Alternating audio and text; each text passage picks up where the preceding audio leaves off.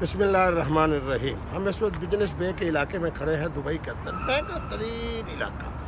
ये जो एक इमारत, फिर उसके साथ दूसरी इमारत, फिर उसके साथ तीसरी इमारत, फिर वो 4 इमारतें इकट्ठी। ये किस शख्स ने मुल्क को लूटा?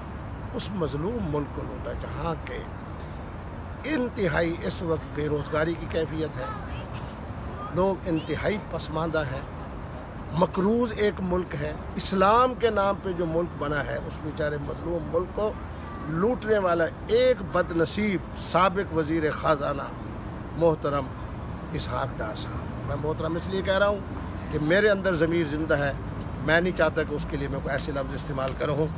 उस बदनसीब ने पाकिस्तान को लूटने के बाद ये 3 इमारतें और उसके साथ 4 इमारतें ख़रीदी और आज इनका किराया वो खा रहा है।